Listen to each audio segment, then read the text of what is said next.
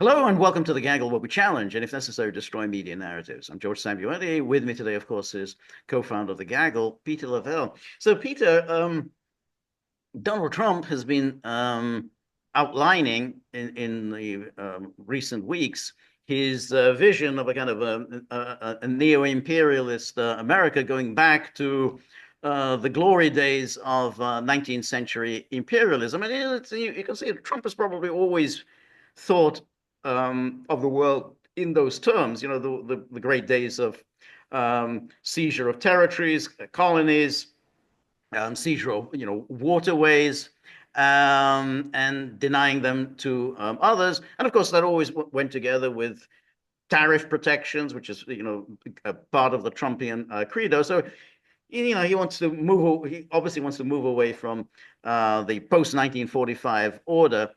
So he's saying globalism, no; imperialism, yes. But one of the I mean, he's obviously talked about Panama. He's talked about Canada, and he's talking about Greenland. That was an issue that he had raised in during his first term. So he didn't really talk much about Panama and Canada in his first term, but during those years, he did talk quite a lot about Greenland, and particularly he wanted to purchase Greenland from Denmark. And of course, Denmark, said, no, no, no, out of the question. But the problem, of course, is that Denmark really doesn't have too much of a leg to stand on, and and particularly when it comes to Greenland, essentially the United States has had exerted base control over Greenland really since World War II. And I just want to show you something that is important to keep in mind, because we go back to 1941. So Germany invades Denmark, and then of course the United States, because Denmark, belonged to. I mean, so Greenland belonged to Denmark. So the United States got very concerned that Germany might then move into Greenland. Well, since we're in control of Denmark, we might as well take control of Greenland.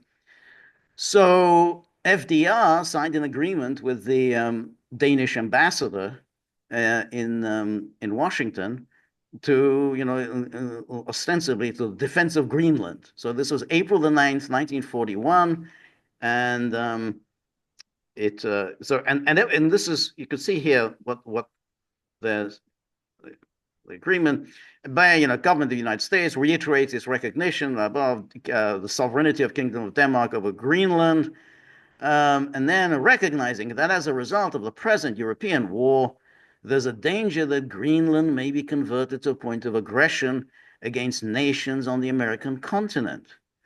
And then the United States, having in mind its obligations under the Act of Havana, signed on July 30, 1940, accepts the responsibility of assisting Greenland in the maintenance of its present status. And really, from that on, essentially, Greenland became a protectorate of the United States. And this agreement that came into force in April 1941, when it expired, immediately exactly. Another agreement. Exactly. That's right. We're going to come to that. In 1951, there was another one. It is agreed that the government of the United States shall have the right to construct, maintain, and operate such landing fields, seaplane facilities, and radio and meteorological installations as may be necessary for the accomplishment for the purposes set forth in Article 1. And then the grants of the rights specified in Article 2 shall also include the right to improve and deepen harbors and anchorages, approaches thereto, to install aids to navigation, air and by water, construct roads, communication services, fortifications, repair, storage facilities, housing for personnel, and generally the right to do any and all things necessary to ensure the efficient operation, maintenance, and protection of such defense facilities as may be established. Okay, meaning they can do anything they want. Exactly. And that's it. Well, and whenever America signs these kinds of agreements, then they kind of they stay. I mean, you don't just sort of walk away from them. And of course, Denmark never did. So here is this was 1951 agreement, and says it's pursuant to that And of course, it was then renewed and supplemented, amended and supplemented in 2004. And again, here we have the Thule Air Base is the only defense area in Greenland. And then it says the flag of the Kingdom of Denmark, flag of Greenland, and the flag of the United States shall fly over the Thule Air Base to facilitate cooperation concerning the production and internal security of the Thule Air Base. Danish and Greenland authorities shall assist the U.S. authorities as requested and appropriate and consistent with existing agreements Is and there a, arrangements. does Greenland have an adjective? Gr Greenland, because it's Danish. Okay, so it's like Yes, Greenlandish. Greenlandish.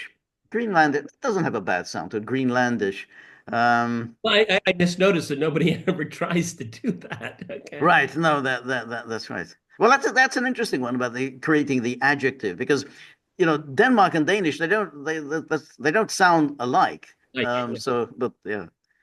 Um, And then, it goes on, the cooperation, and here you're saying that, you can see in the exceptional case of planned landings of military aircraft in Greenland outside airports, the government of the United States consults with and informs the government of the Kingdom of Denmark, including the home rule government of Greenland, in order to ensure due protection of the environment and hunting areas of Greenland. We'll keep you abreast of any yeah, well, we'll keep you military informed. aircraft landing in Greenland. Right. Okay. um, so you can see that. And then here again, the parties agree about local cooperation. And now there was kind of an interesting article Yes, written. I saw this too. And it's worth reading. Okay, I mean, Yeah, there's some things in it I disagree with, but yeah, in all fairness, this is a new year. I'm going to cut responsible statecraft a little bit of slack, at least for the moment, because I've had a number of articles over the last 2 weeks that are information rich. right, Okay, right, I mean, it's like put it in your archive and right, save it. Okay, I mean. Some of them, the conclusion, it's just like it's totally out of whack right, with the rest of the article. right, You know, we know who is paying the salaries there. right, So, right. nonetheless, there's some really good stuff coming out of there. Got to be Right. fair. No, that's right. And so it was a long article. We don't. We I just want to focus on the part involving Greenland Part and on Taiwan, I very much objected to. yeah, But that's right. So he says, with an eye on China's expanding footprint, Trump aims to recalibrate U.S. strategy across three crucial global choke points. But you see, what I liked about this article was it was actually based on realism. It actually said, well, hey, we got to look at the world through the lens of realism.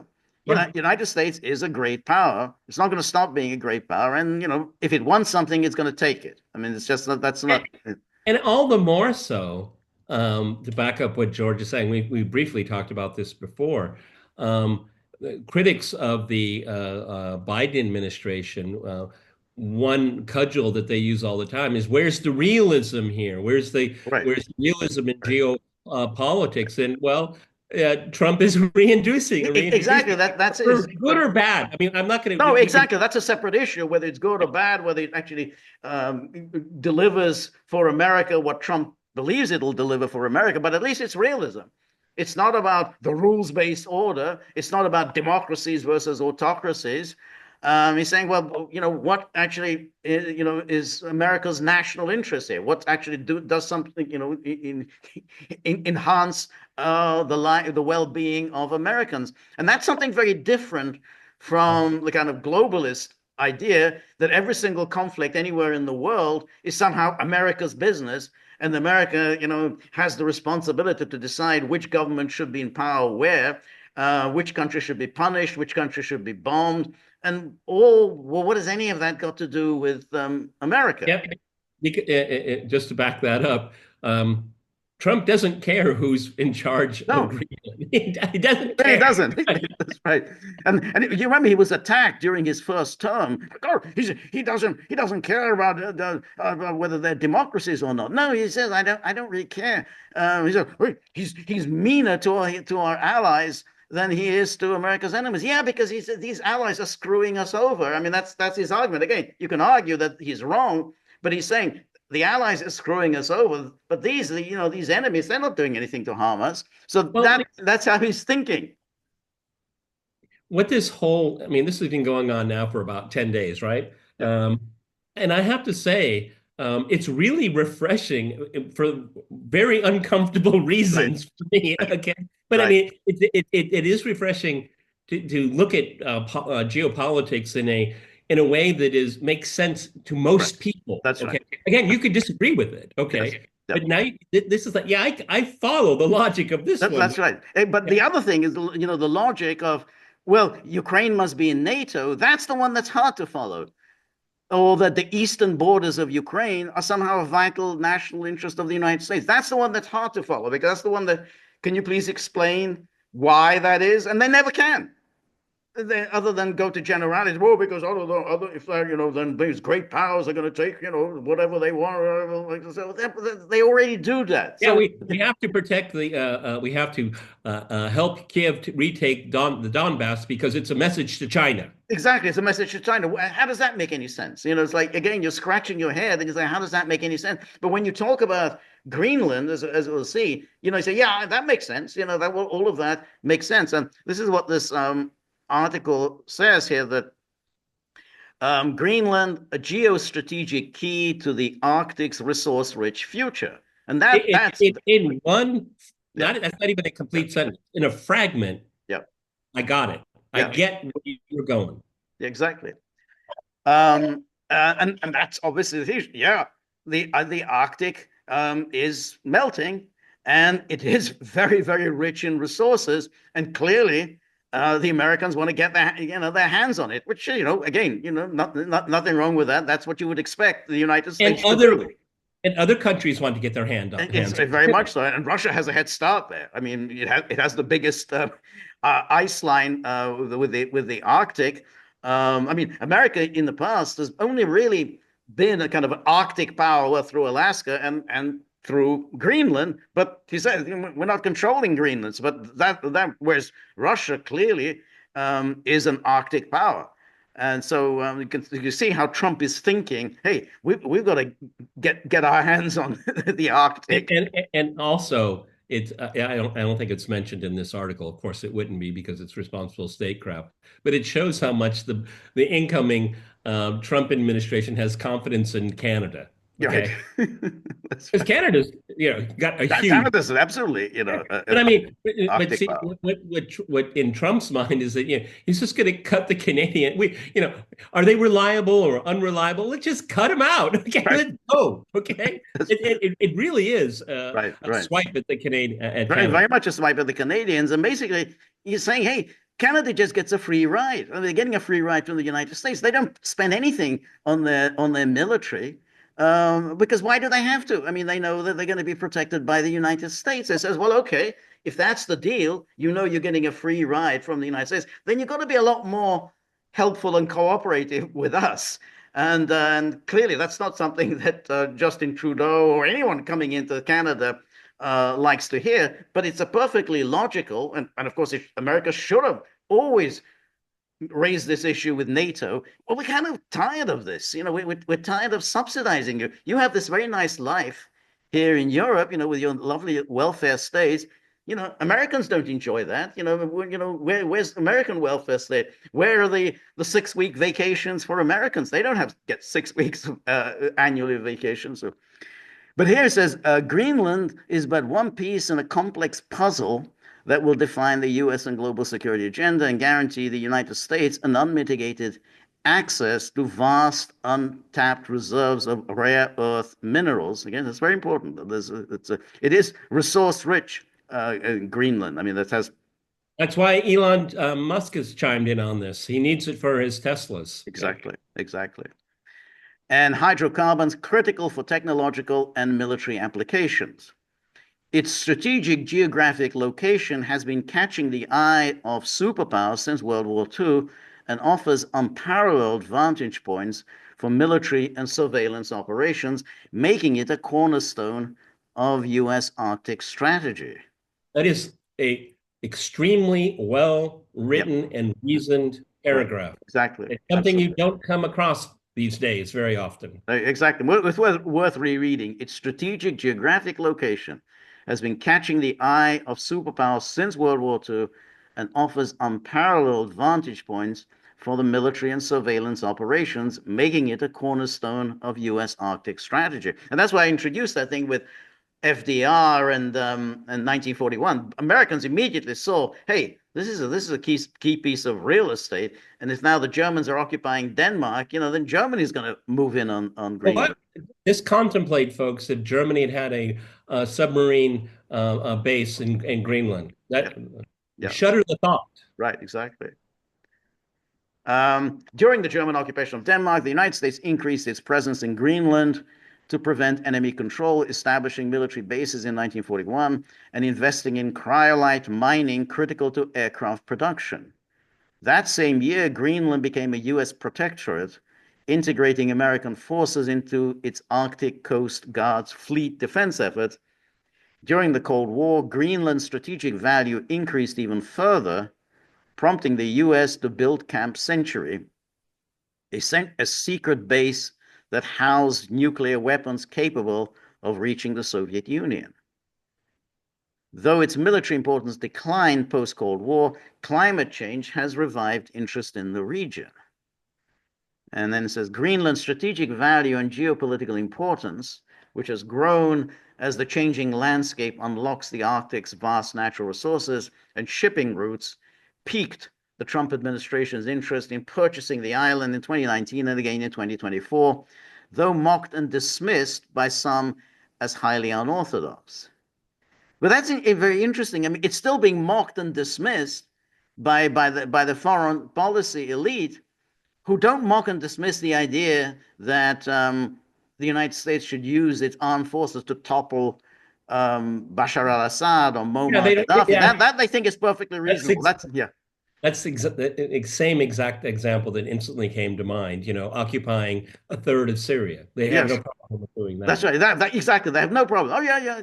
That's fine. We which, and what does any of that got to do with Well, America? George, I mean, what makes it kind of unorthodox for these Blinken and Sullivan like people? I mean, Trump is he wants to buy it. I Right. mean that's a very different proposition that, the Arabs have our oil. Right. Okay. No, I mean, Trump's saying, look, we're interested. He obviously knows something about real estate. Right.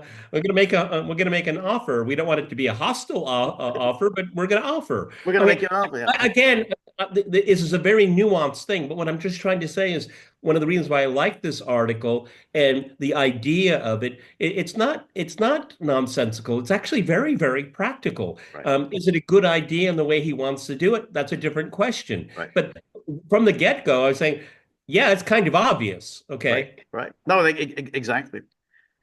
And then yet, as historical records show, the idea is neither novel nor entirely unorthodox. Since 1867, the United States has explored and pursued multiple attempts to buy Greenland from Denmark. And although the island remains an autonomous territory within the Kingdom of Denmark, the 1951 treaty, which was renewed in 2004, 1951 treaty grants the United States significant authority over its defense. The administration could pursue a comprehensive strategy to deepen ties with Greenland and Denmark, which retains sovereignty over the island. And then Washington has voiced concerns over China's increasing focus on the Arctic and the Russian reinvigorated militarization and reinforcements of its Arctic dominance, and has struggled with policies aimed at reestablishing American influence in the region. Well, because America is far behind. I mean, the Russians are really way ahead of everyone else when it comes to the Arctic. And I would take exception to this militarization of right, it. right, yeah. I take exception to that, but nonetheless, go ahead. But nonetheless, militarization is understandable, because if there's going to be any kind of a war, I mean, the Arctic is kind of where it's going to take. I mean, that's the shortest missile route. I mean, it's going to go over the Arctic. So, absolutely, you need all your satellite technology there. And the US is behind. You know who's even further behind? Canada. Yes, that's right. Um, and so, yeah, investments in infrastructure, scientific research, and economic development could bolster U.S. influence in the region while countering Chinese and Russian efforts to expand their Arctic footholds through research and dual use installation on the island and in the high north. Then it says a robust U.S. Arctic strategy resonates with Trump's broader themes of economic nationalism and resource security, and while subject to considerable Danish resistance, in and of itself does not deserve the ill-conceived ridicule it has thus far received. Now, that's really the point Very that, sensible. Very yeah, sensible. exactly, that this is very, very sensible. And you can see that if the United States determines that this is what we want, then he's going to take it. The whole idea that Denmark is going to say, "Oh no, we're going to hold on," we says, "No, you can't. We already run it. Our military is already here." You basically don't get a say in all of this. I mean, it's like you accepted in 1941, 1951, 2004. You accepted that essentially the Americans are going to, the American military is going to be here. It's going to run this. And we just want to make this a permanent thing. We don't want to ask your permission every time we sneeze. And so I think all the talk about from Denmark or France, or you can take this, absolutely unacceptable. It's nothing. It will be acceptable if the United States insists on it. It will. No one's going to do anything to stop the Americans from I taking mean, it. the only, looking at this debate, I mean, I've already made it clear that that article that George presented us, it makes perfect sense to me. The only thing is that the whole process. I mean, why just can't you enhance the relationship? Okay, the difference, what's coming into play here, which I think that article didn't should have put a little bit more focus on, and the debate in general, is that there's security concerns here. The U.S. is already there. They've been there for since 1941. Okay, Right. I suppose it's classified to what extent, but I'm sure it's robust. And but what this article mentioned that should have given a little bit more attention to is the resources. Okay, now that's what Trump is really interested in. It's already part of the NATO infrastructure. It's already there. Okay, For the that resource, obviously it can be enhanced with the melting of the polar cap, but what Trump is focusing on here is that, and he mixes it, and everybody else does too, is that there's the security one, which is more or less in place. It will obviously be enhanced through time, but it's the mineral extraction. Now, I would even say, you could work with Denmark and Greenland, and, the US has an overpoweringly more powerful hand. They will get what they want. But there's a bravado here. We're going to buy Greenland. It's a big place. It's a big idea. It's something that, no one was really seriously talking about. They have to seriously talk about it now because I absolutely agree with George.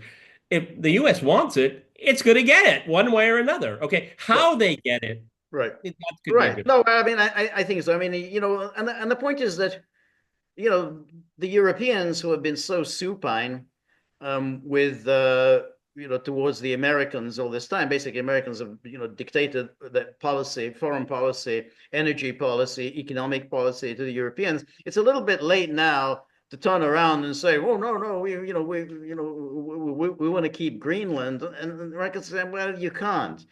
It's too important for us." You don't have the resources to do to Greenland what we have the resources to do. We can really develop this Well, place. and the You argument, can't George, do is, it. Sorry, just name the sum. Name your yeah, sum. What sum are you going to accept?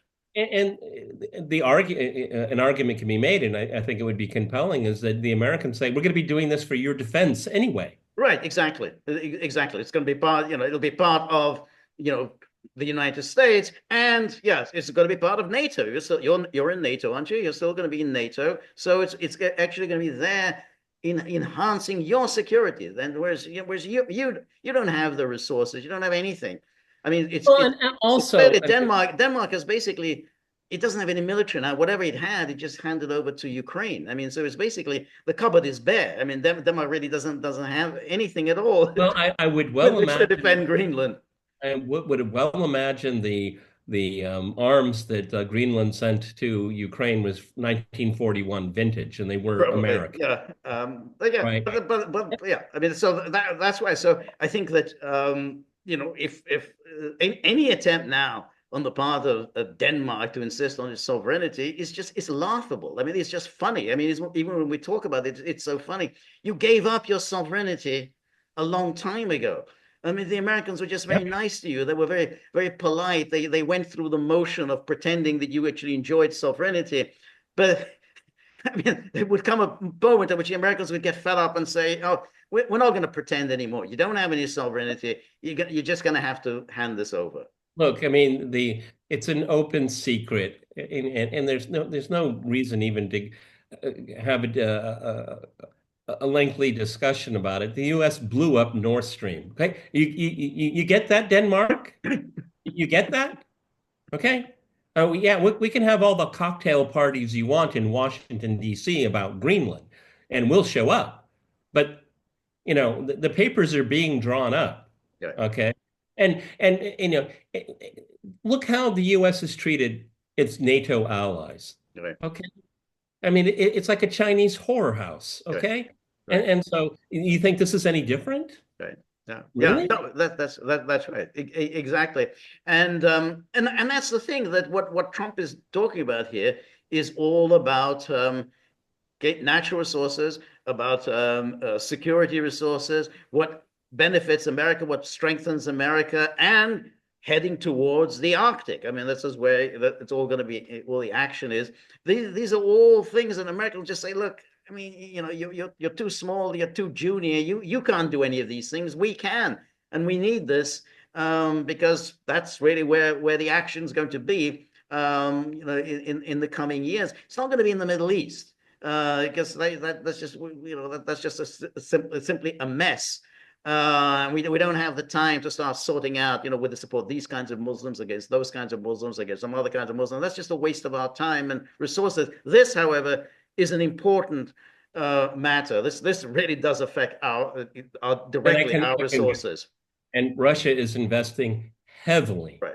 into infrastructure, Arctic infrastructure, icebreakers. They have the best icebreakers in the world. They take this seriously. The Right. Americans are slow on Yeah. this one. The Canadians, because they just don't have the resolve, the resources, considering the type of leadership they've had. I mean, you're going to count on them? No. Okay. Right. What is it? Greenland has less than 50,000 people. Something like that. It's not clear. I mean, everyone gives different numbers. I mean, some say 60,000, some say 50,000. Wouldn't have thought it was that difficult to figure out how many there are. But something like, let's say at most 60,000 people. So they could get a status like a territory of the United States. I mean, it's not a bad status to have. I mean, it's actually quite. I don't think Guam or Puerto Rico does badly out of that deal. Well, what They does can, Denmark give you? they enjoy the status of having American passports. They don't have to pay any taxes. I mean, Puerto Rico doesn't pay any taxes, so it's just so it's not a bad deal. And again, just name your sum. Again, if you give them a lump sum of money, if you're not happy about being part of an American territory, they could probably just simply buy you out. And I think that's Trump's natural way of thinking when he's done his real estate. Okay, if people don't like it, we'll just buy them out. What sum will you take to go away? Oh yeah, the papers are being drawn up. I feel rest assured that, okay? Yeah, And, I have seen sporadic reports out of Greenland. I'm going to hold my tongue on that because I don't know what to believe, okay? Because, when we don't have to name the news agency, but, when each particular one goes, we know the message they want to convey. So, I mean, I don't know. I don't know what the opinion is on the ground, okay? But the question is too is what has Denmark done for you, Greenland? yeah. I don't know exactly what has it done for them. I mean, it's just simply a kind of accident of history that Denmark has just, retained this all this time. And, again, everyone's been very polite and allowed Denmark to do this. But when small powers are allowed to get away with things, well, yeah, you can do it until the great powers get fed up with it and say, okay, I think this arrangement doesn't really work for us anymore. And that's why, I mean, if you're going to talk about realism, that is realism. I mean, that's exactly it is. Yeah, well, sorry, we're the great power, and we're just going to take it. I mean, we'll do, we'll buy you out, but we're going to do it because it's in our interest. It just shows the contempt that people like Trump and the people around him, this contempt that they have for the Europeans. NATO is our club. You got membership from us, okay? This whole collective stuff, it's all nice and fine. It sounds so beautiful and pretty and postmodern. Right. No, it's there's a head honcho, and the head honcho calls the tune, okay? And now we're going to play a new album. It's called Greenland, okay? With no Danish on the side, no pun intended. Well, of course intended. But it's very interesting what you say here, because that's how Trump sees NATO. He says NATO, hey, we're signing these agreements with all these little countries. We're on the hook for defending them, and what are we getting out of this? So, we're basically giving you a guarantee that we're going to come to your defense. And you're not going to do anything. I mean, you're kind of small, insignificant country. We're going to be on the hook, getting involved in a dangerous war on your behalf. Well, what are you doing for us? They said, well, we're not doing anything for you. We just make these speeches at the NATO summits about values, about an alliance, and so on. I said, well, I don't see any alliance here. I just see us giving you a guarantee. Yeah, we always get these examples of Nordic English. Have you noticed that? Okay. They all kind of sound the same a little bit. Okay. Stoltenberg, thank goodness he's gone. Who's our new guy now? Mark Rutte. There are always these Oh, I yeah. wonder. So Mark Rutte, are you going to plant a flag in the sand and say no? Trump cannot do this. Okay. That's what I mean, if he puts up too much of a fight, he'll just be replaced yes, of into course. someone else. That's right, exactly. Oh no, I have to spend time with my family. I have another career. They'll just like bing. Yes, exactly. And remember, all of those, they went through, the reason why Stoltenberg was there for so many years is that the Americans would never agree to his replacement. Every time they came up with a candidate, well, what about so and so? Nah, we don't want him. You stay. You stay. Yeah, okay. So he stays on because they couldn't come up with it, and then finally, well, they had this. Well, it was Kaya Kallas. She was one of the candidates, and then there was that British guy. I forgot his name. That very undistinguished. Oh yeah, that guy. He was so miffed. He was very miffed. The Americans said, "No, we're not having him." Another unforgettable Brit. Okay, exactly. The British Defense Secretary. And then finally, remember his name. That's how important he was. George and I can't even remember his name. Ben Wallace. Ben Wallace. Ben Wallace. Okay. But yeah, didn't get it. Didn't get the job until they finally decided on this Mark Rutte. I don't know why they said, but if Rutte starts wandering off the script, I think he's going to be replaced pretty quickly. What do you bet that Zelensky is going to come out and say, "We'll send a brigade to Greenland under American." American yeah. We're on board. That's right, exactly. No, I think he will. Oh, Zelensky's going to come. Oh, I think this is very important. Yeah, I think it's a very good idea, Mr. President. Yeah, I really think this is really good. This has really strengthened NATO and Ukraine. Well, I see Zelensky. He's going to organize a conference in Kiev. Okay, about changing the legal status of Greenland. It's going to be a big conference in Kiev. Okay, and he's going to be leading it. Okay, yeah. You think I'm joking, everyone? No, I think it's right, and that's I think. I mean, the Ukrainians were running to HTS in Syria. Oh God, we recognize. We exactly. They were providing a lot of arms to. We were one of the first, George. Yeah, one of the first.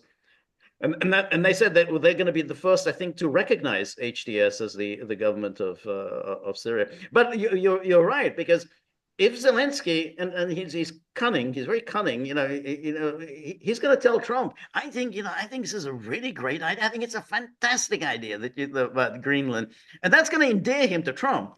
Trump likes people who All support his you have, plans. you have to pray for that Zelensky's not the last guy in the room. Okay. No, I'm, you're absolutely right. I mean, you could be, I'm convinced that even as we speak, he's sending out a message to Trump. What a tremendous idea! I think Brilliant. This is Bismarckian. It's amazing. Okay. Look, again, you can have a value judgment on all of this here. Okay. But as George and I have tried to explain over the years, all of these niceties about international law and institutions and all of that, George and I have, grown up under them, and you think it's normal, like the air you breathe. But if you look at geopolitics, let's just take from the French Revolution to the present. Okay, that's a convenient benchmark.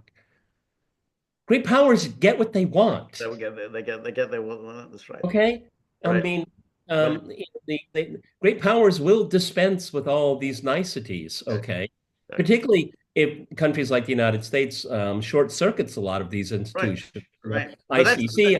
DJ, okay, Yeah. the Hague Invasion Act. Okay, I mean, this is how great powers act. Okay, and again, I'm not going to say it's good or bad, but that's what happens.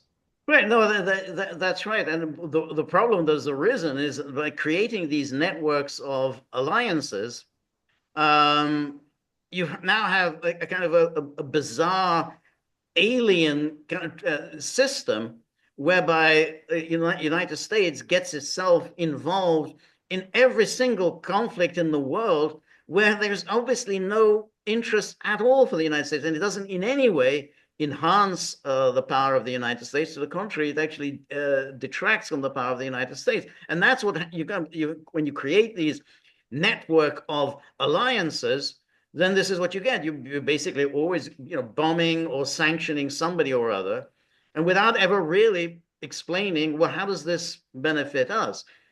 How are we better off by bombing Yugoslavia? What's Yugoslavia done to us? I mean, it's like, oh, how are we better off getting ourselves involved in Donetsk and Lugansk, which we have no idea even where it is and who lives there and or anything like that. But that was the alternative. That's the model that the foreign policy elites in DC, and they're desperate to retain that.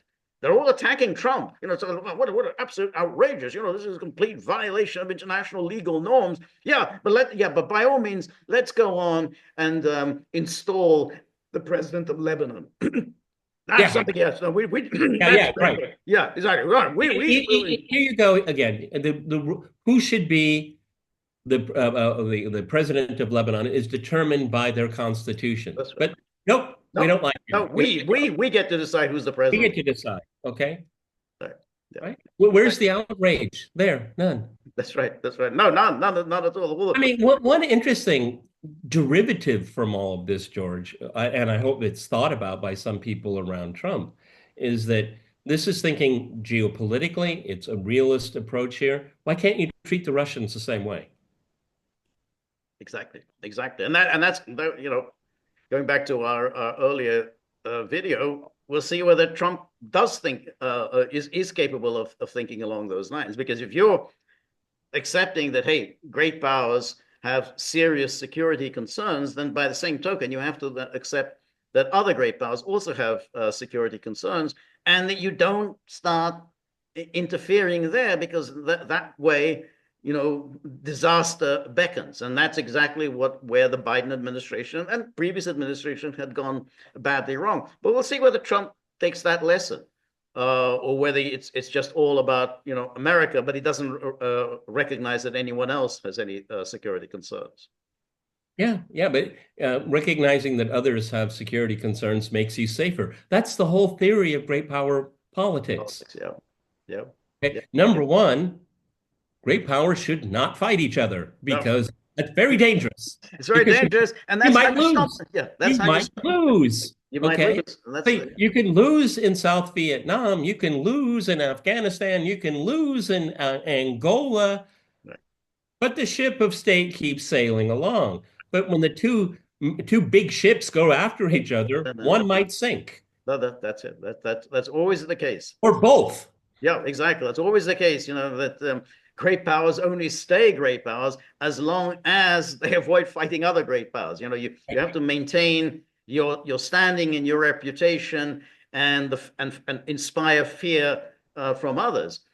So you avoid wars of great powers. And of course, that's the tragedy of the two world wars of the 20th century is that the great powers went at it and most of them ceased to be great powers in the aftermath of these wars. So you absolutely avoid that, and so what we hope that Trump, who clearly does seem to think in those terms of realism, 19th century imperial politics, actually understands that these transatlantic alliances that the Americans have been building up these things ever since 1945 are a recipe for disaster, and they don't do anything for Americans. And you can see, hey, why are Americans not? It's the richest, most powerful country in the world, and yet you have so much poverty there. There's you have so we don't have to list all the terrible things there. How come you're not able to guarantee a proper standard of life given your enormous wealth, given your huge natural resources? And so I think it's high time America started thinking about that. Well, moving forward on this story with Greenland, what I'm going to pay a lot of attention to, because everyone watching this video, I get it. Okay. So I don't really have a whole lot more to say because I get what the point is, but I will be enjoying the European response as we move forward. Right. Okay. So, Because we thought this is the rules-based order. You're wrong. yeah, yeah, Don't you? I just really, I get a special pleasure of when they take these narratives like rules-based order and they like to parrot them, and then when it's when the hyperpower, the United States is not in this case, watch them, right, right. wither, Yes. wither with No, that's disbelief. right. Well, that's what the French foreign minister has already said. We're going to defend Denmark. All right. So what are you going to do? You're going to invoke Article 5 against the United States. We will defend. We will send our forces to Well, how Greenland is to it? fight off the Americans. Okay, well, to the French foreign minister, how does this damage Denmark's security? No, I don't think it does. I don't think. I cannot even I don't think fathom how it does. exactly. That's the point because essentially Denmark really hasn't been is not in control of Greenland's security for a long time. That's why we went through these agreements. Essentially, Greenland's security is already in the hands of the United States, so it doesn't in any way affect Denmark's security. So they're doing a little bit of posturing here, but they're not going to. France is not going to go to war with the United States for Greenland. I mean, I think that we can come to that conclusion that I don't think France or Germany and Europe collectively will go to the ramparts for Greenland against the I United don't States. I even don't think think that's going to happen. I don't even think Denmark will. No, but Denmark doesn't. How many? I don't know if this is knowable, but how many Danes have been to Greenland? I would have thought it'd be very many. I doubt it. Why would you go to But Greenland? yeah. Unless you're into like, what do they call these high risk sports or something like that? I mean, apparently it's a very beautiful place, just that almost no one lives there. Right, Okay. right. Do they play these high risk sports? Do they do skiing there or I anything like that? guess, like, I mean, that's, I mean, talk about the great outdoors. Right, There's but a I mean lot that of great outdoors there. right, but somebody has to arrange those things. So somebody has to live there, to arrange these ski slopes and everything like that. I just wonder whether there's I'm anything like sure that. there are American and European companies like these kind of junkets for rich people. It's very, very expensive, but it's very exclusive. Okay. You're going to a place where very few people have ever been. You know why? Because I mean, there's a new television series. It's called Terror. I think I've mentioned this before when they were looking for the polar passage. You should watch it because There's one line in one of the parts saying, "This is a place that wants you dead." Okay, because it's just so inhospitable. All right, but it's a very important piece of real estate. Yeah, And Donald Trump recognizes that. Give that's him right. credit for that. Yeah, Okay. yeah. I mean, I've been, on a Trump downer for a while here, but I mean, when a good idea or a reasonable idea, I mean, it's not a good idea, it's not a bad idea, a reasonable I think it's idea, I yeah. give it credit. Why not? Yeah, I know, and then the fact that it's so outrageous to so much of the foreign policy elite. Fareed Clutch Zakaria your, is clutch his your hair is on pearls, fire. You clutch think your this isn't pearls. this he's onto something. If Fareed Zakaria is upset about it, that means yeah you're on the right path. The United States created Al Qaeda and ISIS. ISIS. Okay, you're not upset about Yeah, that? exactly. Not upset about that. Yeah, you're not upset about destroying the state of Libya. You're not upset about invading Iraq on a phony baloney pretext. You're not upset of essentially destroying the state of Syria. That doesn't upset you. But taking over Greenland, which you essentially already control militarily, that upsets you. Look, Well, I mean, what if they had some kind of like voucher system, X number of vouchers per people living in Greenland, okay? And a voucher can be like, $1,000, give everyone 10,000 each, okay? Are people going to say no to that? yeah, yeah, yeah. What about self-determination? People clutching your pearls? Denmark, no. Well, what about the people of Greenland? What do they think? We don't really know. And I think that's done intentionally. We don't really know what they think, okay? That's right. And That's right. even if they disagree, what are they going to do about it? Exactly. And again, even if they disagree, the Americans are just going to offer them a nice lump sum. A lot of people, you offer them a nice dollop of money, they're going to take it. Do I really need to stay here? I can take a nice chunk of change. The Americans they have deep pockets. And if they're determined to buy it, and I think it's going to go down well in Congress. I don't think there's going to be too much opposition in Congress. So they can put together a very, very big package to buy out, Wait, if necessary, everybody, every single Greenlander. here's the visual. This is all you need. Trump put out that graphic of the United States, Canada under one flag. Just going to stretch it out. Just Right. stretch it out a little Exactly. bit. Exactly. And that's all you have to do is show MAGA. MAGA's got no Oh problem with yeah, that. yeah, Oh, exactly. cool. Yeah, yeah, absolutely, absolutely. Okay. Yeah. This clutching of pearls again. This is cheap entertainment, and it's cheap entertainment under the rubric of just extreme hypocrisy. Okay, Exactly, is exactly. anybody going to get killed in this, George? No one's going to get killed, and that's Anybody right. going to I be mean, any extreme rendition going to go on here? You know, exactly. After all the terrible things that the foreign policy supported by the likes of Fareed Zakaria and the rest of the sort of the foreign policy wonks, all the the people who are pontificating away. All the terrible things that you've done, all the states that you've destroyed, all the millions that have been killed, none of that is going to happen here.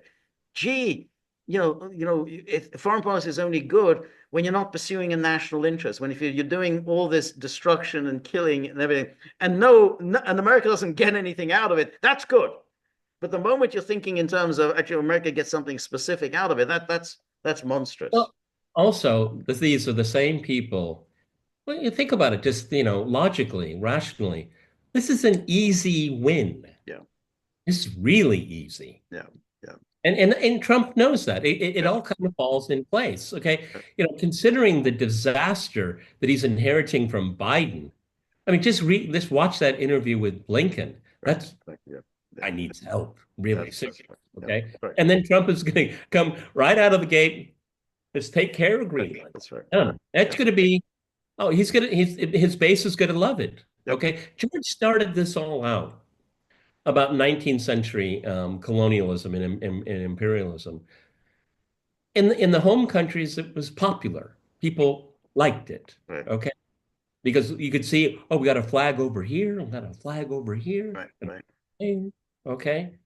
It was bred in circuses, and it Yep. was sold that way It's as so drug. that way, and again, if you're getting something out of it, if you say, "Hey, we're going to exploit the resources," you say, "Okay, well, that's good. That means we're going to get make some money on this."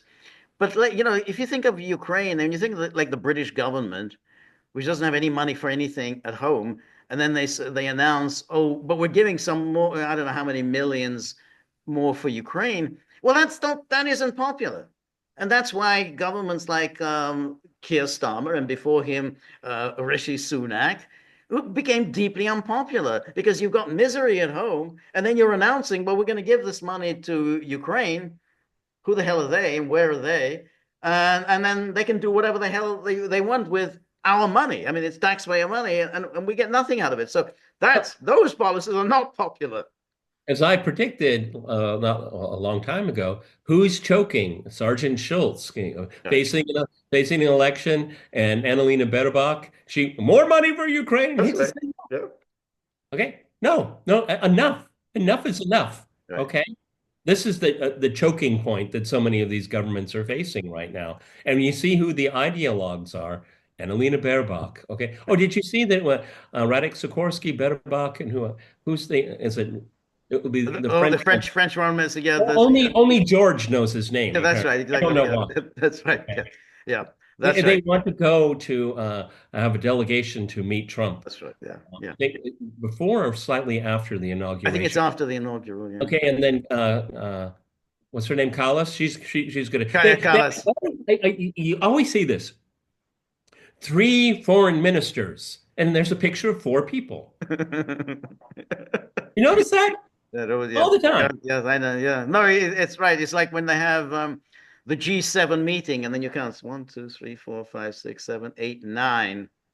Nine? Where's the nine? Oh, Ursula von der Leyen, and the other guy, the Charles Michel.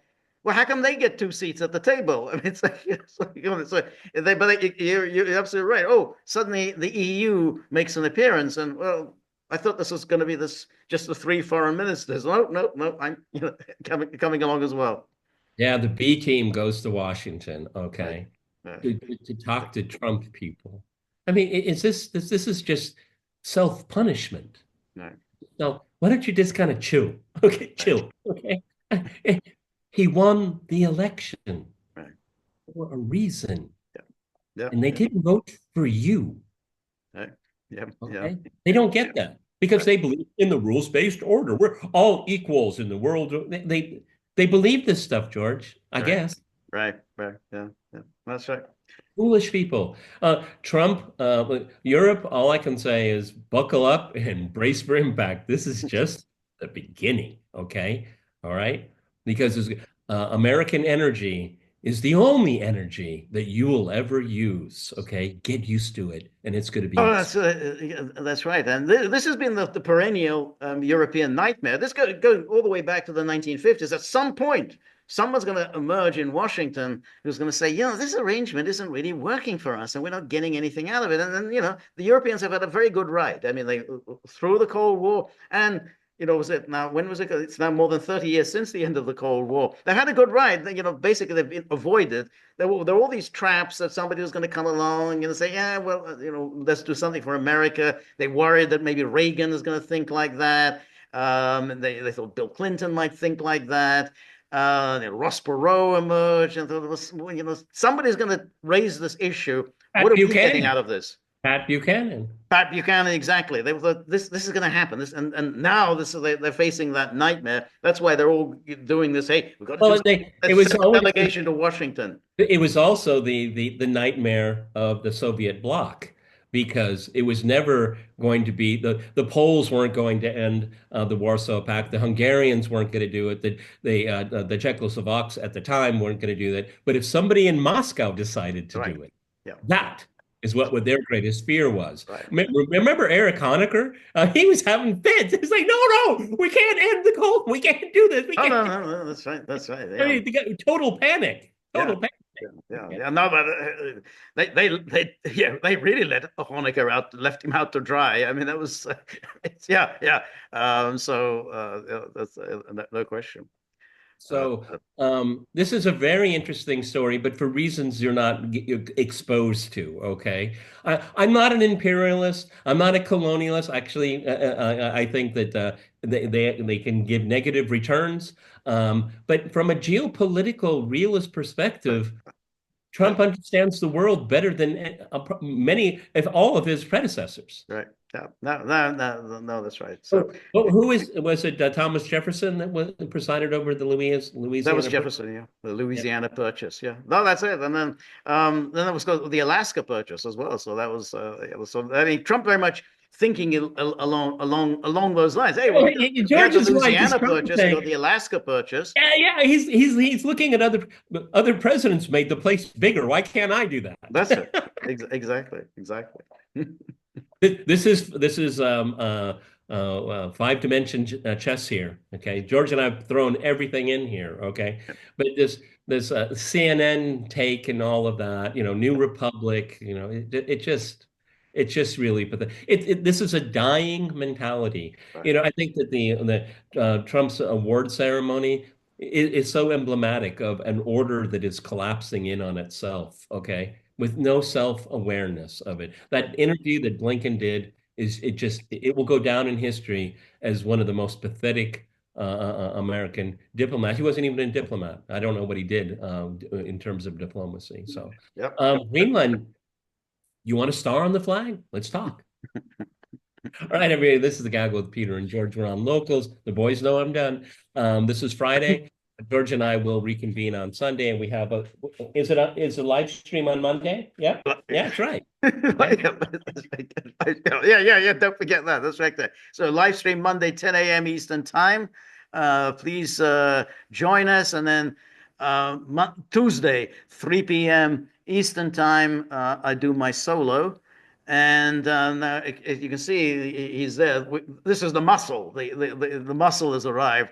Now, tip jar. We got to have a frank discussion about the tip jar.